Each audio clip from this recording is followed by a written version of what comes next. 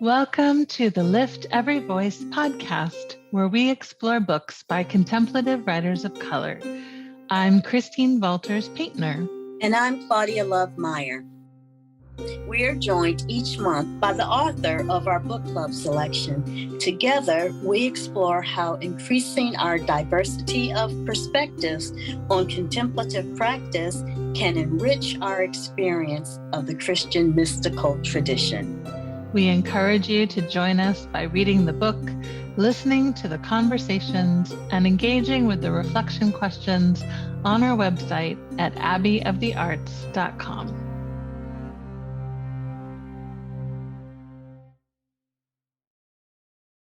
Welcome, everyone, to our Lift Every Voice book club podcast. I am delighted, as always, to be joined by Claudia Love Mair, who's my wonderful partner in conversation, ongoing. And then this month, we are featuring Carmen Acevedo Butcher, whose work Claudia Love and I have both really admired for a long, long time. But this month, we're focusing on her beautiful new book, The Practice of the Presence, which is a revolutionary translation of Brother Lawrence's work. It's a really beautiful book, so we're excited to be diving in.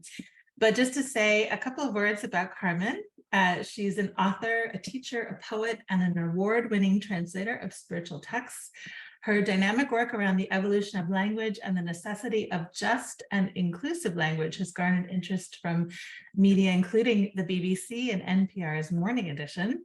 A Carnegie Foundation Professor of the Year and a Fulbright Senior Lecturer, Carmen teaches at the University of California, Berkeley in the college writing programs. She's also written several books, which I actually meant to put here with me so I can show them all, but on Hildegard, on the Women Mystics, on Cloud of Unknowing, on Benedict. So all of the top mystics there. So welcome, Carmen. It's wonderful to have you with us. Thank you so much. It's good to be with both of you. The story of the book Rescue Mission that brought Brother Lawrence into your life is so magical to me. So could you tell us about that day and that moment? Did you know right away that you found a friend? I would say yes, because those were the years of deep and chronic depression, undiagnosed. And so I would wander the highways. And this is not as unusual as it sounds, because I was living in the country and the highways weren't as well trafficked as they are now. And so I would just go for long, long walks. I mean, I also participated in home life. I washed dishes. I did all these things, but they would always be like, "Where's Carmen gone?" On a walk. And that was one of the ways that God let me really stay sane and experience the presence without my knowing it.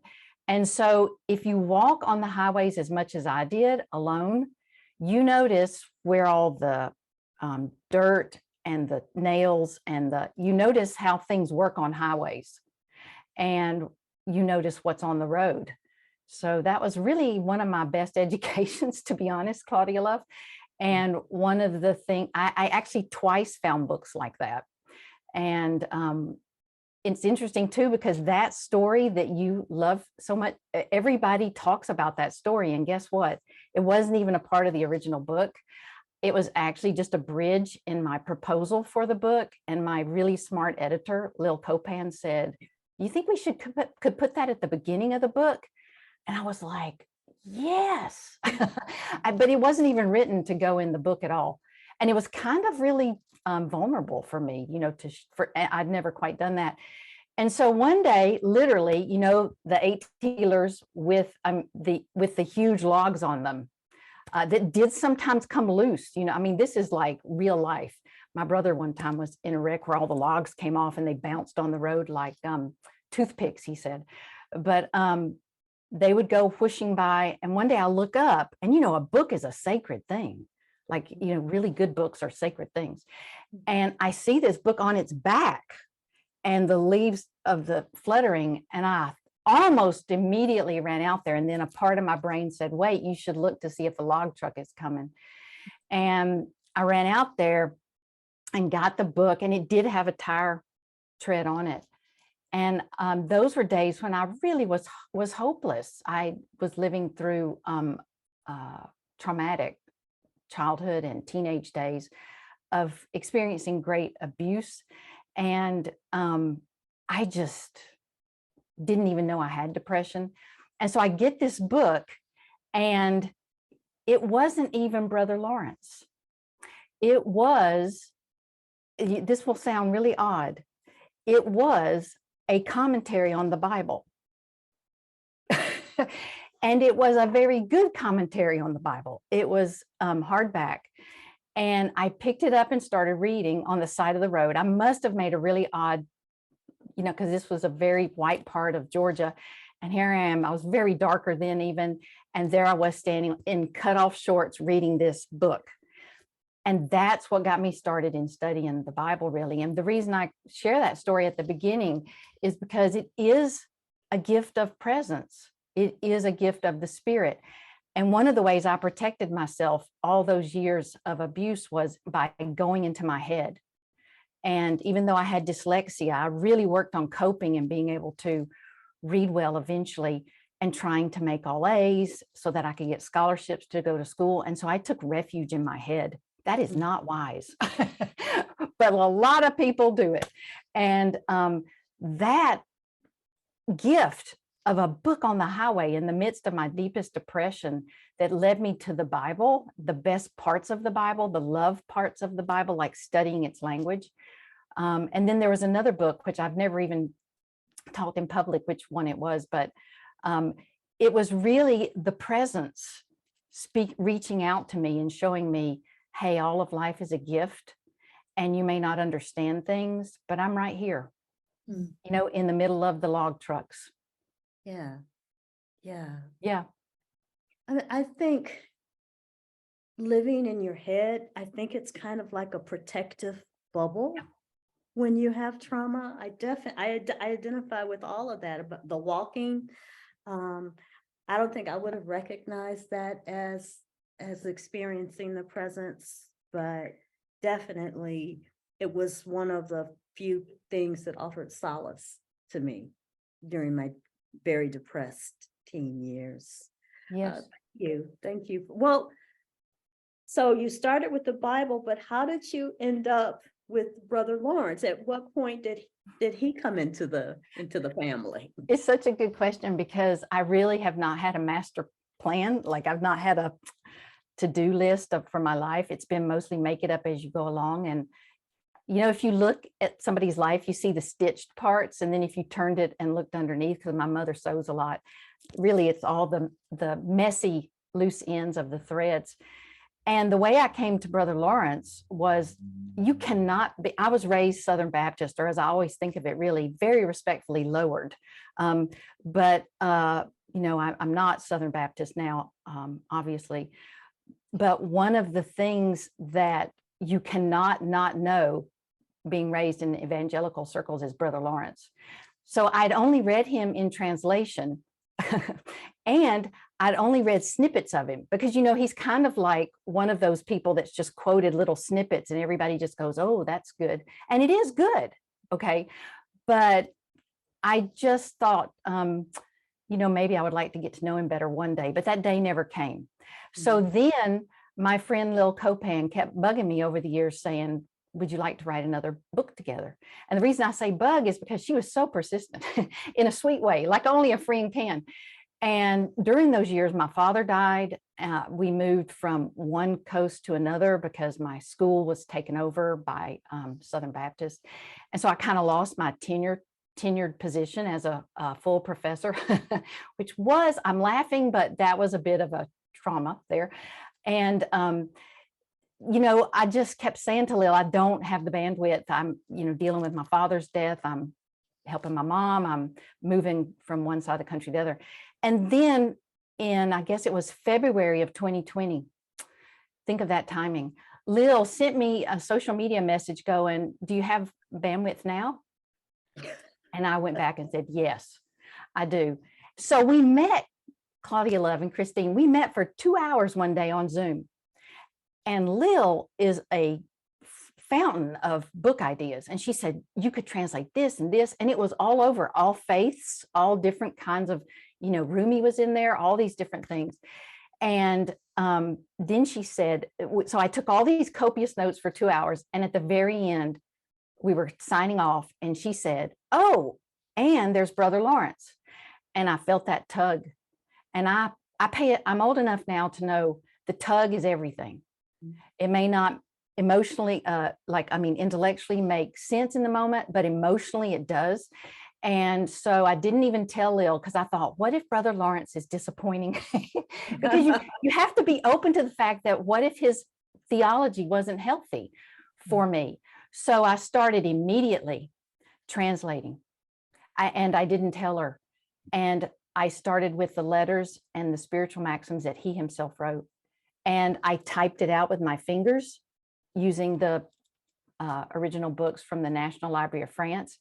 And literally, it's kind of like if you've ever been really sick and the doctor gives you medicine and you think, I hope it works. And within an hour, you know it's working, the medicine. Yeah. And if not, it's just not going to catch on. Within, I'd say, a few words a page, I thought, oh my gosh, this is really nourishing to me. So that was how it was all somebody else's suggestion. Wow. Yeah. So it's like the presence is an old friend, but Brother Lawrence is a relatively new friend. That's so well said. Well, I mean, like my second question is about translating during COVID. Tell us a little more about what that whole time was like for you. You had students whose parents were dying.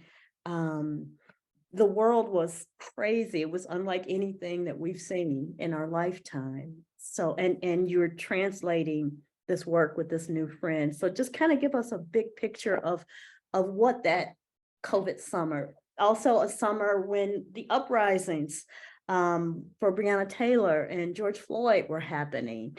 So how does that all relate to what you were doing at that time? What was the whole experience like? Well, that's such a good question that just the question itself is worthwhile. And I appreciate it because it's so full of empathy for Brother Lawrence and even for my process as a translator, which I just want to say, translators don't usually get asked those kinds of questions. So thank you so much. I would say, first of all of those things were in my mind. So I was teaching full-time that summer. I was teaching students public speaking.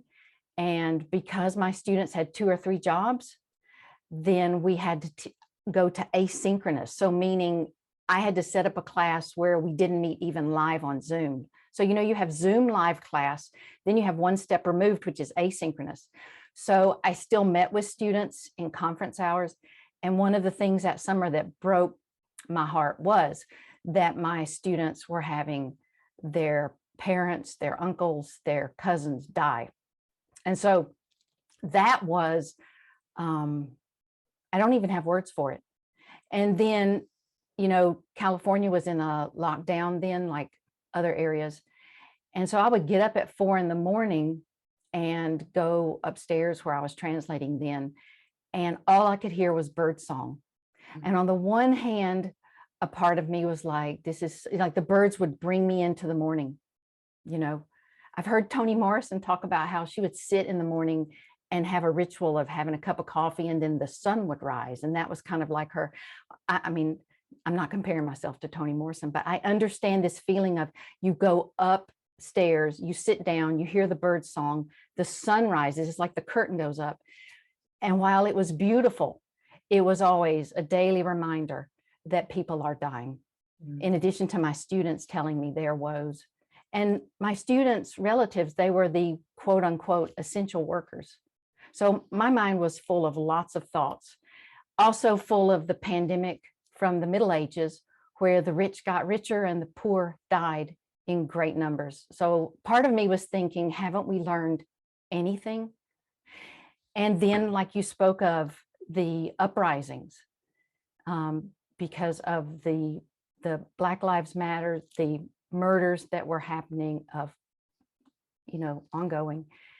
And so my heart was really breaking on a daily basis.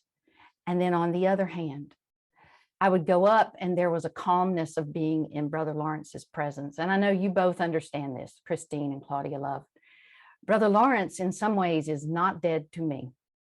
So it was like every morning I was going up, I was either entering a cathedral in Europe or a forest of trees. And it was so calm. His presence, channeling the presence of God, of love, was so calming. And he really took me along for the ride. I learned so much about practicing the presence that summer. And the other thing, Claudia Love, is that he helped me discover the gold in my shadow because of abuse partly, and partly because I'm a shy person. I'm an introvert with an extrovert interface. I'm never happier than when I'm quiet and in solitude, and knowing I can come back to my friends. Obviously, I don't want to be totally alone. I'm not talking about that. But he helped me to see I have been practicing the presence since I can remember. So literally, it had been a gift to me from the Spirit, as if the Spirit was saying, girl, you going through hell. You are going through hell. But look, I'm here. I'm here. And I was able to reclaim that. I had never even seen it. And it was like the greatest joy. So it was this mix of my heart was breaking for the world, for people dying, for Black Lives Matter, for my students, and also partly for myself of not even having seen the good in me for so long. It was an educational summer. Wow. You said, and I'm sorry that we usually go back and forth, but my first 3 questions was about you translating. Oh boy. Well, one thing I want to say, and this is about seeing the good in you. Once I saw a spiritual director and like all hell had broken loose, and it does that in my life frequently.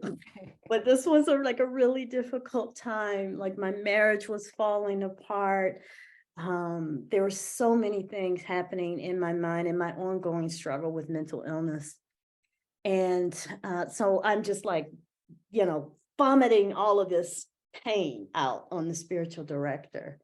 And he goes, he's silent for a few minutes. And he goes, it's like a dark cloud is around you. And that's what you can see. But I want you to narrow your field of vision, narrow it until the only thing you could see.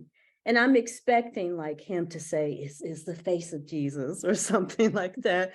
And what he says was, the only thing I want you to see is what's good about you. Mm-hmm. And I was probably in my very late 40s, and I don't think I had given myself permission to see what was good about me. And it just broke me open. So that's for everybody.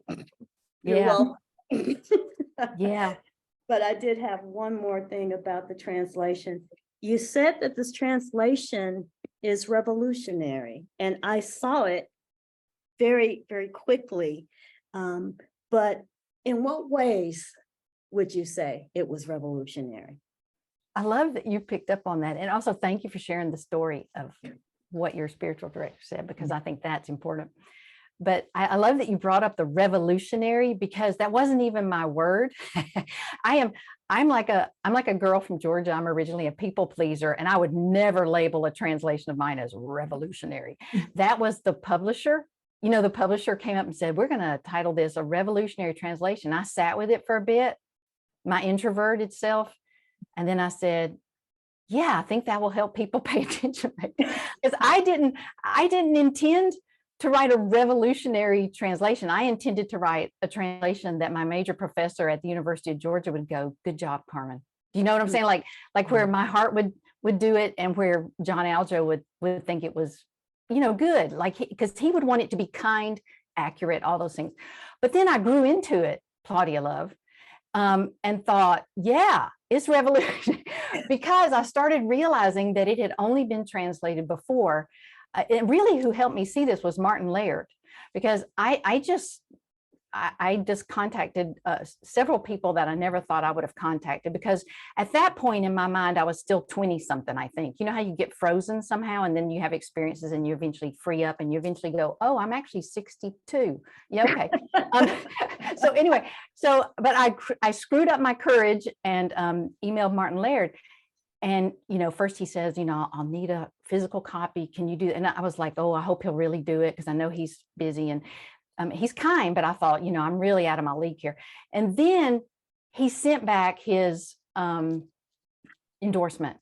And in it, he said, Carmen has been able to see Brother Lawrence in a way nobody else has. And that helped me see, you know what? No brown woman who has experienced abuse and has not counted in her church tradition has ever translated this man, who is part of the 98%, which is what I fear we're headed to, of the unprivileged, uninsured, uneducated. And there were only 2% that had things and had education as a given. And he didn't even count in his society.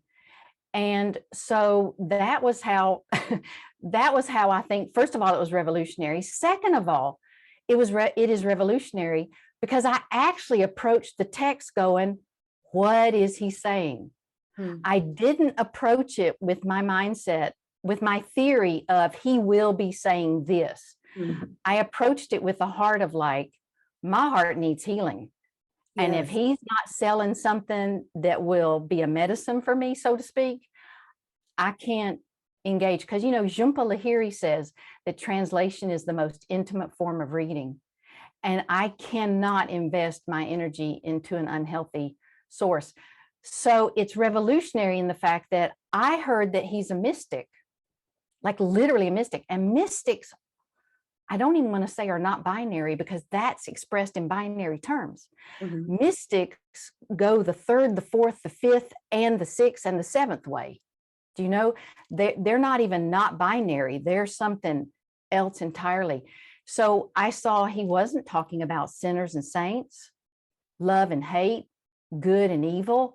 He had couched everything in totally different ways of stumbling, of love, of friendship with God, and in ways that we can often overlook. And so that's also how it's revolutionary, in the sense that it's revolutionary essentially in that the whole book is about love. And love is always revolutionary, not empire. So, yes. Yes. That's my jam. I wrote Christine. I said, "Oh, this book is my jam."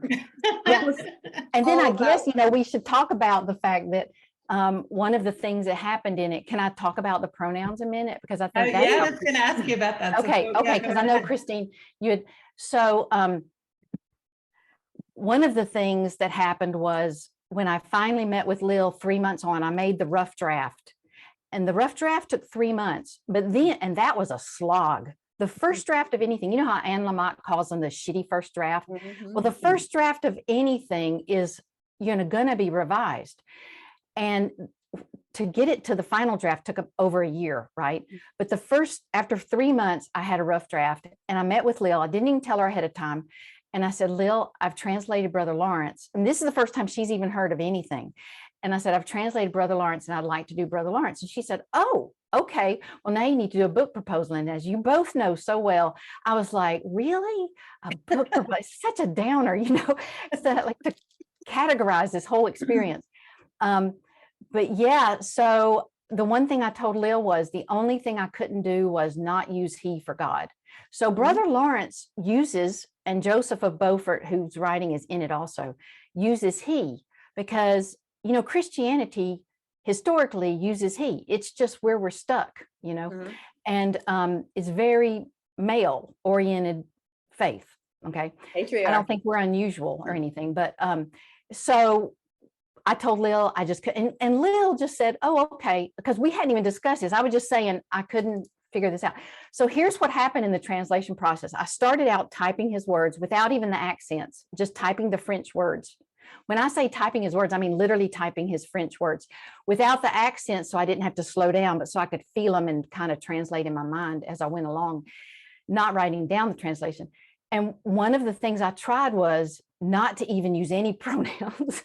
And this is laughable because there's no way you can use the English language and not use pronouns, because it would be like, Claudia Love, what did you think of that, Claudia Love? And when you went to Kentucky, Claudia Love, I mean, right, Christine, it gets very onerous. But I tried, because I just don't, I spent a lot of my life, and I know Roberta Bondi talks about this. She had a difficult father-daughter relationship for various reasons. And so did I, though I love my father dearly. And relating to God as Father was harmful feeling to me. But I thought, well, I'll work on it. And I worked on it, you know, and it never was easy. So even before I met Julianne of Norwich, I tried God as Mother. And, you know, that was okay, but it wasn't satisfactory.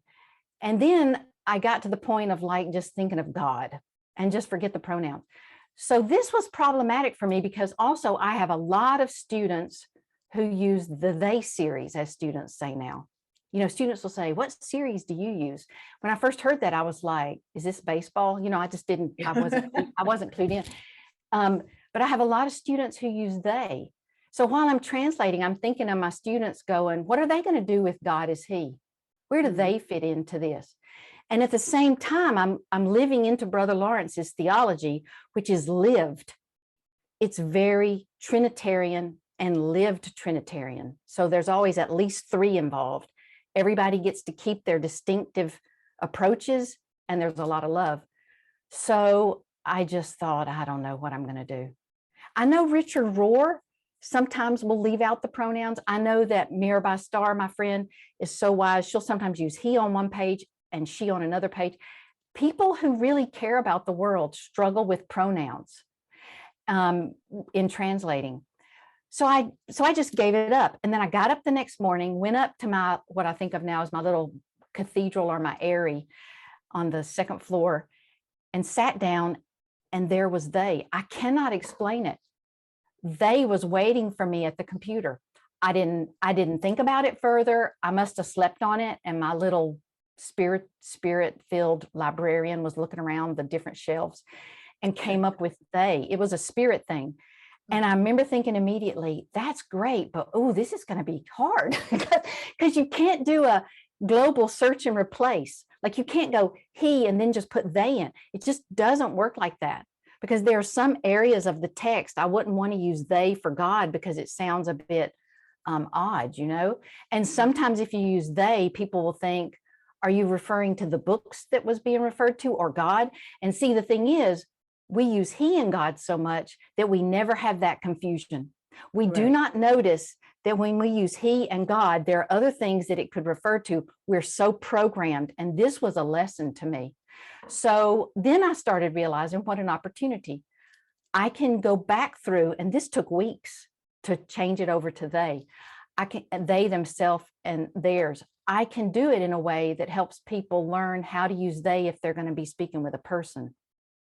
And I also had a friend read it who uses the they series, and they were like, yeah, this works. So I didn't do that for political reasons. You know, it had to be a heart thing, and it was a spirit given thing. But I do think that might be slightly revolutionary, because I had to make a note in the translator's note saying, this is what I did and why. I did it because it honors my heart. I felt more comfortable. I'm not saying everybody needs to do this, but I felt more comfortable in this third space. It honors Brother Lawrence's lived Trinitarianness, and it also honors my students and those who identify with the they series. Where do they see themselves in God if it's always just he, you know? And so that's really how that happened. And I know, Christine, you were saying something about, did I get any pushback? Do you want me to talk about that? Yeah, I would love to hear that. Okay, so I did reach out to a lot of different people for endorsements. And one person wrote back and said, this is polytheistic. That was the word they used. And at first I was a bit crestfallen, and then I was a bit aggravated. And then I was just like, I mean, because they I were love that truly, emotional journey. I mean, it was an emotional journey because it was truly like, I didn't do this to please anyone. I didn't do this to make a point. I did it and I explained it. And here's the thing. All the other translators who chose he don't have translator notes. They never had to explain because they are the default. They never had to explain the choices they made in translation. I feel partly because I am a woman and partly just because, just life, I'm the one explaining what I did. So yeah, and then I can't tell the whole story, but the person who thought it was polytheistic later has had some difficulties in life, not having kind of a larger perspective. And so one of the things that I'm very thankful for is, Brother Lawrence, Joseph, his friend, the priest, who is 20 years his younger, who saw him sort of as a starets, which Brother Lawrence did not encourage, let me say. But Joseph says that Brother Lawrence had friends from all parties, that he was somebody who everybody related to, who was humble of heart and wanted to know more about love. And so one of the things is I actually reached out for endorsements. Like, I don't think of people this way, but my editor was like, this person is more conservative. This person is more. So I reached out to a broad range of people with different backgrounds, and 98% were thrilled. And I'm really great. I wasn't trying to do anything though, Christine, Claudia Love, but I did think once I was in that spot, let's push this. Yeah. Let's inhabit this space, because now is the time. And if not now, when? Yeah. So I'm not trying to say everybody should use they, but I am saying we should consider who is left out when only he is used. Yeah, absolutely. And I mean, there's so much about the they, them pronouns that I find both revolutionary, but also like so obvious in some ways. Do you know what I mean? That if we're talking about God as a trinity of essences, that there is a multiplicity already built into the divine nature, and not to mention the hundreds of other metaphors that are used in the scripture. And we're, of course, in a day and age when we are asking, what pronouns mean and how do we honor people's desires around that. So I loved that, and I loved what you said about those who used he didn't have to use any translator notes. Claudia Love and I were talking earlier about how we're like swimming in patriarchy, and we don't even see it half the time, even those of us who are actively working to see it, So I just think it's such an important thing. And I know in my own life, I have several friends who go by they, them, and I still I'm struggling with using it, not because it's something I don't want to do. I very much want to, but it's because I'm like wired a certain way. So anyway, it's just, I really appreciated that. And I wanted to actually touch on, we haven't actually really talked yet about what practicing the presence is. So I wanted to just read a couple of little quotes from your book that were so beautiful, and maybe you could then expand a bit on what Brother Lawrence was doing here. You wrote that we look for this is Brother Lawrence, we look for a method or a process when prayer is simply intention in the middle of dirty dishes and gratitude for a meal. And then my favorite quote, which is, I flip my little omelet in the frying pan for the love of God, which I just can't get over how beautiful that is.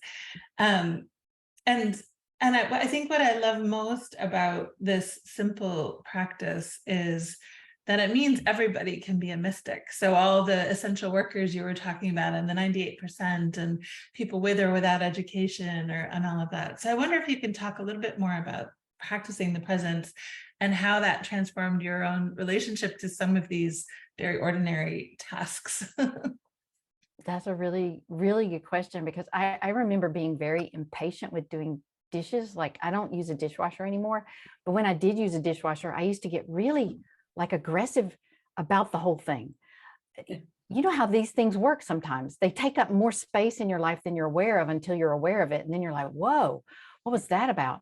And I used to think this is like takes hours of my time. And so I timed it once and it was literally like 2 minutes, you know, or at the most 5. And, you know, it just felt like a horsefly chasing me, you know, it was onerous somehow. And one of the ways that my life has really been changed by studying Brother Lawrence and communing really with Brother Lawrence. When I say studying, I mean having empathy for him, like, you know, looking back at him and saying, what was his life like for him? Is he's talking about flipping, and I love that too, flipping his little omelet in the pan for the love of God. And he's limping, you know, when he moves from one part of the kitchen to the other and he's flipping his omelet, I see him limping in a day where there were leeches to let blood from you and to balance your humors. And that was treatment. And maybe some herbs, but nothing like medicine and help and like analgesics we might have today. And he also started from a position of hating the kitchen. You know, Joseph says he had an aversion. That's the French word. And ver in that one is to turn away from, right? He did not like kitchen work. And it was also women's work. I mean, he was in a monastery in Paris, but it was still women's work, you know? So that's not necessarily the top work. And as a lay brother, he wasn't even involved in the big decisions of the monastery. He was even low on the totem pole in the monastery, and he was in the kitchen. And he wasn't cooking for a dinner party of 6. He was cooking for 100 brothers. So we're talking, you know, my friend Reverend Seifu over at SDI, he talks about being the cook taking over those duties for a while. And Dogen in the Buddhist tradition talks about the importance of the cook in the monastery. So Brother Lawrence had such an important position, but he hated it at first. So he wasn't in the monastery kitchen at the beginning, at first flipping his little omelet for the love of God. At first, he was struggling with flipping his omelet for the love of God. And that means the world to me. And then he ended up doing everything there for the love of God. And how it's changed me is it has brought me more into the minute by minute of like pause, like the power of just thinking, wow, I can see the dishes. I can feel the water. I can wash the dishes and there's great satisfaction in making them clean. I'm not saying I still don't struggle sometimes. I mean, who doesn't struggle with the fact that there are dirty dishes? I mean, it's very related eventually if you go down the road to why does death exist? I mean, you know, all of these things that are part of being human can be blessings in a way, but they also trip us up somewhat. So the way it has affected me is seeing how Brother Lawrence did it, even limping. And my experience is I limp, even if people can't see me physically limp, I limp. You know, I mean, I think most people that I know of have some sort of limp. I mean, I also have some arthritis. I deal with insomnia, but I mean, I don't have a physical leg limp like Brother Lawrence did. And, you know, I deal with anxiety, but it has made me slow down and helped me slow down and enter into the moment more, because Brother Lawrence is swinging for the fences. He's saying you can pray unceasingly, and he's experienced it. And I think that's not, like you both have emphasized, mysticism is ordinary. I think mysticism is less a help to us, but it's kind of like a necessary word tool somehow, because I really think this notion of praying unceasingly is being human. I don't think it's like, I think it's not just we can all be mystics, it's we can all be human. And that gives me great hope, because then I don't have to be ready. I don't have to be perfect. And I don't have to be flawless in how I approach it even. And I can even be bad humored about it. I can sometimes resent having to wash dishes, but I can still enter into the moment by moment of it more and find the joy in it. And that's what Brother Lawrence says, is he found the joy because he had this ongoing dialogue with these many, M-A-N-Y, many conversations with God, and they can be anything. So that's what it's helped me to see, is that if I'm washing the dishes and I'm aggravated about it, I can be like, well, here I am. And, this is a bit annoying because, I wish somebody else had washed this dish instead of me. It's like we all have those moments, these human moments. And then you just kind of come back to love. So yeah, it's just all part of being human that Brother Lawrence has helped me to embrace more. Yeah. And I love that. I love your emphasis on the fact that he hated kitchen work to begin with, because it's such a sign of grace at work when I know often in my life, the thing that I resist the most, or the thing that annoys me the most, is really the place where my own transformation is most going to enter in, by some other bigger force than myself. Yeah. Thank you for that. That's a good point. Yeah, because sometimes I will say, I don't really feel the love today doing this, but could you help me? I mean, I think the practice of the presence is all, like Brother Lawrence says, when you were both talking about what is practice of the presence, Brother Lawrence says it is asking for help. So I can picture him saying sometimes, I don't know how to make the soup. I don't want to make the soup. I've got to make pots and pots of it. Could you help me? And then, he gives us an approach. He says, when you're about to do anything, ask for help. And then as you're doing it, have a little chat of like, I'm doing this, should I do this? And when you're done, he says, if it went well, then thank God. And if it didn't go so well, say, well, I did my best. And so I love the fact that he's turning to God with all the things. And he says, also part of the presence prayer is being grateful. So reminding ourselves to be grateful. And then he says the part that I love the most, and this reminds me of Elie Wiesel. He says, you would be surprised what happens in these conversations with God. You would be surprised what's being said. So Elie Wiesel is, I think, pretty famous for saying that it's not really talking about God that we want to do. We want to talk to God. It's like talking about God. What is the point? Elie Wiesel kind of says. And Elie Wiesel says that the Jewish faith and tradition has this approach to God as friend. And that's what Brother Lawrence is saying. And Elie Wiesel says, you can argue with a friend and the friendship still be there. So that's what I think Brother Lawrence is talking about when he says you'd be surprised what happens. I don't think Brother Lawrence would think to write this, but I think sometimes Brother Lawrence would be saying, why do we have King Louis XIV? What the heck is that about? What is that about? I could see him because he went out and begged to support the monastery and he never owned anything. So I really listened to Brother Lawrence. And he says, I could picture him saying to God, I see people begging in the streets. They don't have any food. They're sick. And just a few miles over, there are people gluttonously feeding in the court of Louis XIV. What the heck is that about? So I really think the practice of the presence is realer than we might imagine, because it really covers even having like arguments with God. Like, what is this about? And I have to say, is it okay if I quote something I have a couple of quotes from y'all's books. Claudia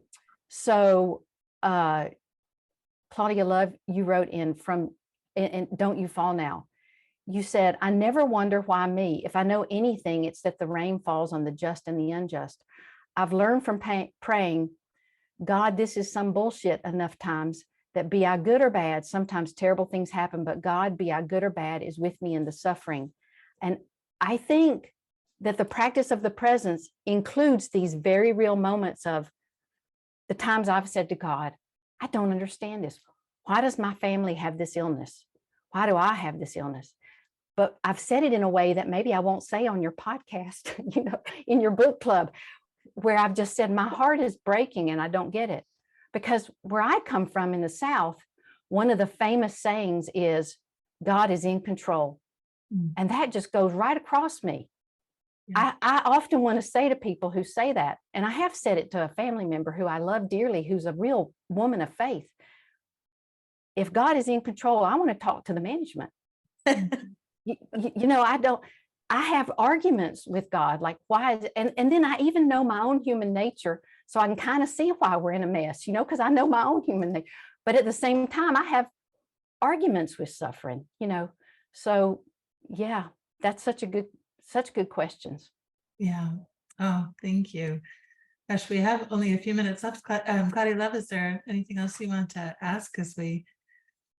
Yeah, I want to know, what do you think the connection is with Brother Lawrence's mysticism and social justice? What can we learn from it for right now? I think what we can learn from it is that first, by returning to love over and over, we keep our love well replenished. We remember to take care of ourselves and have self-compassion. We stay open to growing. And from that, staying connected to love and in relationship with love, then we will absolutely every day have our heart breaking and wanting everybody to have love and food and insurance and kindness and the freedom to love whoever they love. And that will make us want the world to be this, what people sometimes call Jubilee justice, or we want everybody to have the right to be a human. And so that will definitely go cross-grain to everything that is the system. So that's what I would say. It's like somebody asked me the other day, what is a mystic? And one of the things that comes to mind when I'm asked that is, what is the price, the current price of baby formula in New York City? And how long does someone need to work to buy that? And is there any baby formula right now in New York City?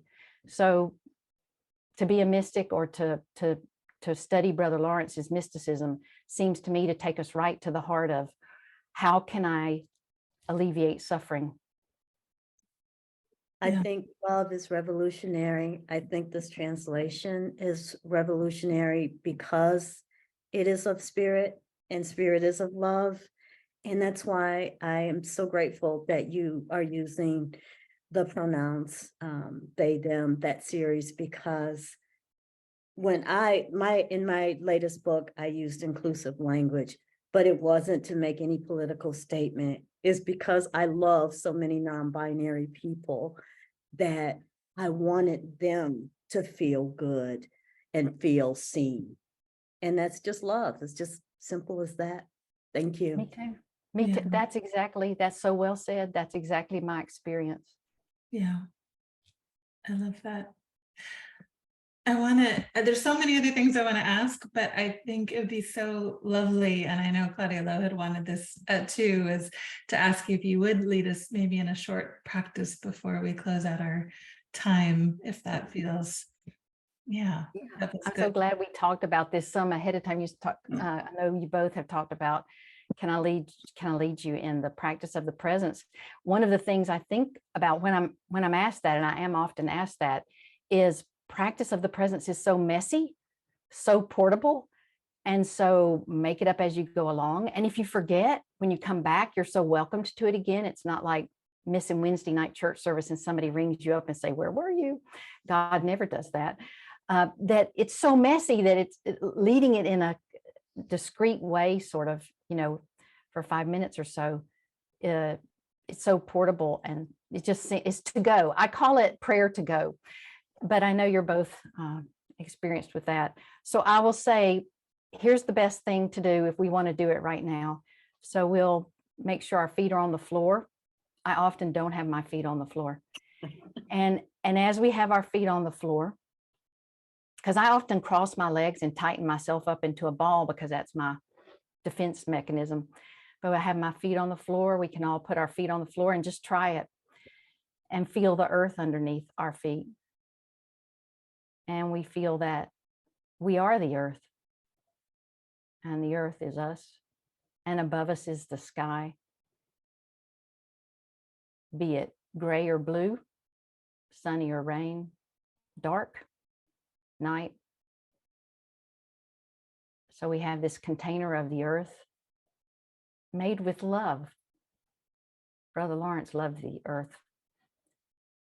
And then pause for a moment and feel your breath. This is also presence.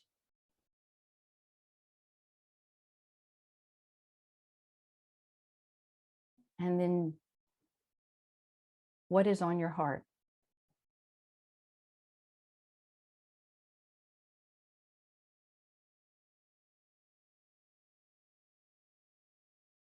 Is it a joy or a worry? What comes up if you pause for just a moment? Is it gratitude? Or you can even think of a friend who might be on your mind. And then in whatever words come naturally, we can say love or mystery or God or whatever word you might use. Here is my heart.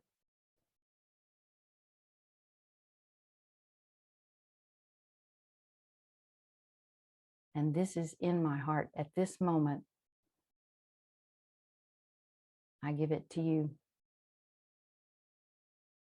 You're already here in me. And I ask that you help me keep my heart open.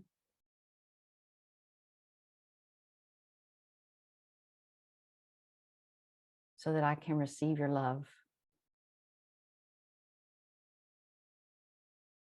in whatever comes my way.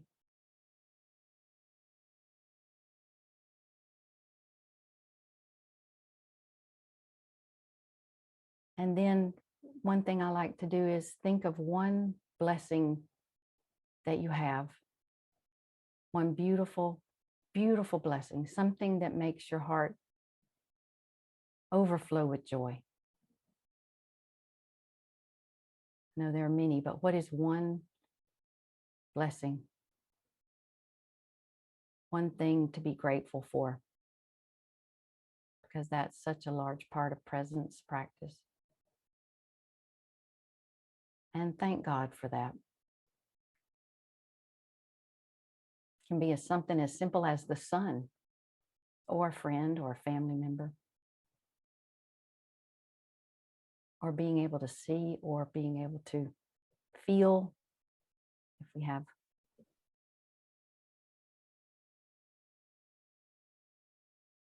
And thank God.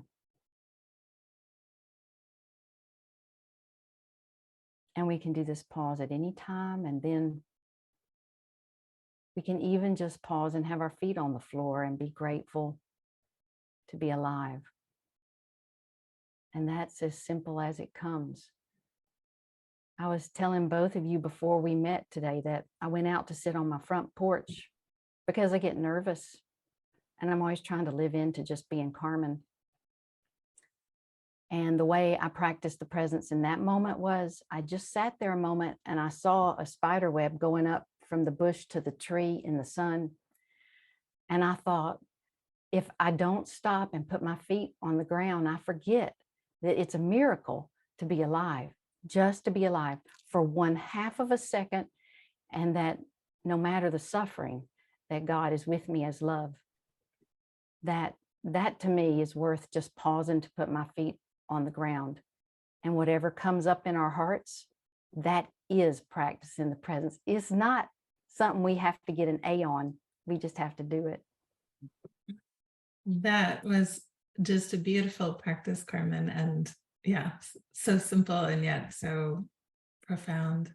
I want everybody to buy this book, Practice of the Presence, and then practice the presence. And thank you so much, Carmen. It was just such a joy to have this conversation with you and this time together. We're both huge fans of your work, so thank you so much. Thank you so much. I'm a fan of both of your work, Christine and Claudia Love, as you know. Love you both. Love you too. Thank you.